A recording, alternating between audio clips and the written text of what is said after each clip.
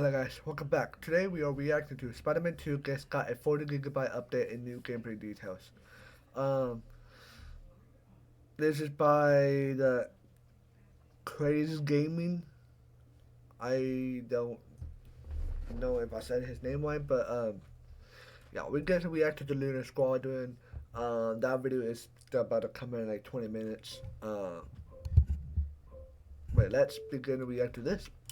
Alright, so we're getting close to the final 24 hours before Spider-Man 2 finally comes out. If your hype levels are through the Oh, don't forget, I able to play Spider-Man 2 tomorrow at 9 p.m.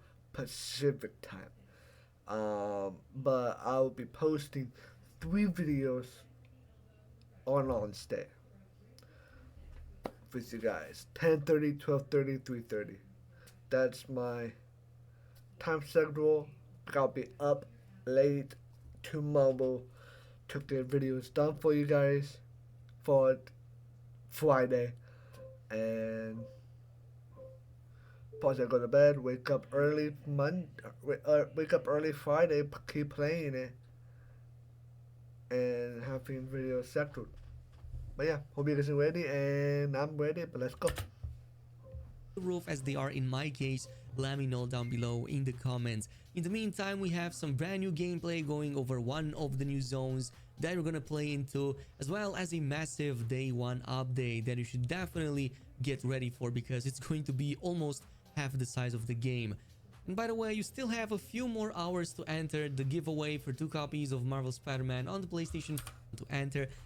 It's going to be before the game launches so that you can obviously preload and do all of that. Anyway, we have a pretty interesting hidden achievement that's been shared by the main Insomniac Twitter account. So yeah, this also features the Maimonides Park. It's one of the locations you can visit in Coney Island. And apparently, yeah, in this case, you can trigger the home run achievement by running between those 4 bases. Now, I'm not familiar That's with it. baseball rules, so let me know down below if that counts as a home run. I'm not sure it does, but it seems that Miles is able to trigger that. So possibly this I mean, you hit a home run, you gotta run the bases. indicates that there might be many more other hidden achievements like these that you can do in seemingly simple but very easy to miss ways. Also, it's super interesting to see that minor league baseball stadiums get featured in this game, not just like major landmarks. So yeah, this reminds me of the 2018 release when people were actually visiting their own apartments. That just sounds mind-blowing to me. But even paying attention at the graphics on the 720p nonetheless video, I mean, the game just looks absolutely gorgeous. But at the same time, also prepare for a massive day one update. In fact, if you already get the digital version and already preloaded the game, you should have spotted an almost 37 gig download happening as we speak. So this should contain the usual performance fixes and any bug flashouts that normally make these games run much better on day one. However, you're not fully conditioned by it. If you own the physical edition instead, you can just play the game start to finish even if you don't have it. So this was officially confirmed by Insomniac. Yeah. Let's read this. Hey, but on October 20th, you'll finally explain Marvel Spider-Man 2, and we couldn't be more excited since going gold. Our team made notable achievements to Marvel Spider-Man. Hashtag Spider-Man 2 PS5. The love for your experience from the very beginning. The disc contains the entire game and is playable from start to finish with no patch or online requirement. But for the best experience, we highly encourage physical and slash disc-based players to download update version 1.001.002 or on day prior to experiencing the open mission of the game for the first time. Digital players, don't worry, if you preload the digital version of the game, you will get 1.001.002 as your preloaded version. Means I'm good. There's update features polish to go manage the version of the Marvel Spider-Man 2 available on disc, which improves the opening sections of the game, includes other general refinements to your Spidey experience, including some additional accessibility options. We appreciate your support and can't wait for you to experience our latest adventure for yourselves. Thanks, Insomniac Games. On their Twitter account not too long ago. So on October 20th, the disc contains the entire Yeah, I'm good because digital player. Because I am a digital player. Don't worry, if you reloaded, I already preloaded the the game already. I will get the 1.001.002 version because I preloaded the game. I preloaded the version. I mean, I'm good. game, and this playable from start to finish with no When migraine strikes, you're faced with Yeah, I'm good. I'm good. I'm good. Shut up about that. online requirement. But for the best experience, we highly encourage physical/disc-based players to download update version 1.102 on launch. I'm actually gonna check something because I'm on my PlayStation right now because I'm going to replay through the first game. Yeah, it says a day, 8 hours, 43 minutes, and 0 seconds. Let me check for update. I am latest. The information 86.43 gigabytes right now, and my version is 1.001.002. Means I'm good. Day prior to playing the opening mission of the game for the first time. Digital players, you don't have to worry. If you preload the digital version of the game, you will get the update. Okay, yep. Of the release times, it didn't seem that Insomniac put out any official statement, neither did PlayStation channels. So what this means is that, yeah, we're gonna go with default Sony launch windows, which is going to be midnight, October 20th in your local time zone. Likely unreadily released at the PlayStation Consumer Support web to ask about the release times, and the respondent stated that Spider-Man 2 will be released at midnight on October 20th in your local time zone.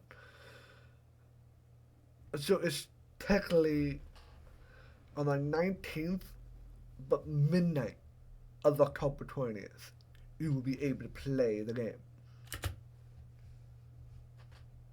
So what this means is that as soon as the clock hits October 20th, midnight in your local time zone, you're going to get that game unlocked. This also means that New Zealand is going to be, again, one of the first region to unlock the game, and New Zealanders are going to be first players to enjoy it. This also means that if you, well, have a New Zealand account, you can play the game slightly earlier than everybody else. But moving on, we have some really insane I might go switch it to this to play it. comparisons posted by various kidding, people online. So check out this Well, actually, massive no, difference no. between the notoriously funny low poly boat people in the 2018 release compared to the one now in Spider-Man 2. I mean, the difference is like night and day. Even the water graphics, despite us knowing that they looked pretty good back in 2018, doesn't even compare to the new release. And of course, the facial features and the structures are just better, and that's obvious because you're going to travel to this location. There are many boats you can use as perch points as you go over the river in the new districts, and even more so if you I use feel like when I do this, when I do that one, I might do this. When I'm dodging, whoa, hey, yo, or when I'm jumping and swinging and perch. That's me when I play games. web gliding.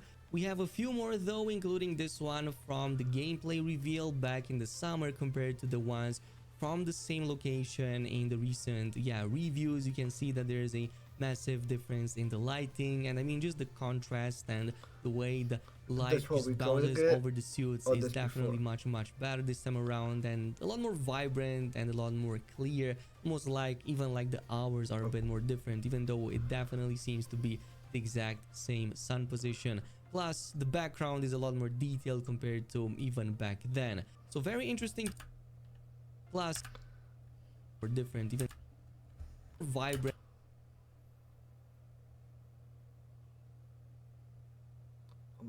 Yeah, but I'm trying to figure out where. Plus the background is a lot more detailed compared to even back then. So very interesting to see how Insomniac is capable of releasing games that literally look better on launch day than they did in their reveal trailers or gameplay.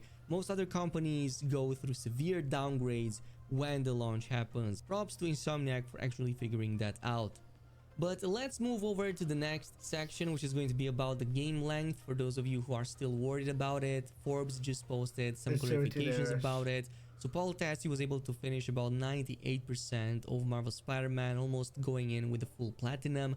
and he is able to break down how long it takes for the full story campaign and then for the side content. It's So the according to long him, the the main first. campaign is probably like 14 to 17 hours long. There are barely anything resembling time or level gates for story moments. So one thing, it's 14 hours if you, 15 hours if it's directly only doing the campaign, the story missions. But it's going to take you maybe 17 to 18 hours to beat the game. Then of course you need like 45, 35 hours of to platinum it. So if you wanted to straight blitz it, you could do that in shorter time, but you would be disadvantaged with underpowered gear and skills for some of the game's latter, tougher segments. A more normal playthrough mixing and matching side quests and objectives Oh, I want to let you guys know. I want to be. Actually, I don't know. I want to grab shit for me to upgrade my stuff, but I might just do it off and just play the game, or I just want to swing around and not do stuff and just do crimes. But I'm going to do part 1, part 2, and part 3, and part 4 as like series. But when I as a like story. But if you guys see me just post a random Spider-Man video that doesn't have no parts, that means I'm not doing the no story missions. We're doing like side quests, every other stuff, not missions, the story missions. But when I say part, if you see a part in the title, that means I'm doing the story. But if you don't see no part in the title, then I'm not doing the story. Just want to let you guys, within the game let you was guys know. around 24 hours, he says. And this also goes in tune with what IGN also mentioned. They finished the main campaign in 18 hours, but that probably included a bit of side content too. As far as going on for full 100% platinum completion, it should take around 28 to 30 hours. By the end, I was passing up random street crimes eventually because I had so many materials I just didn't need to do them anymore. Sorry, New York citizens. So and that's pretty funny, but it does go within the same estimates as we knew before, around 30 hours to finish and fully platinum the game.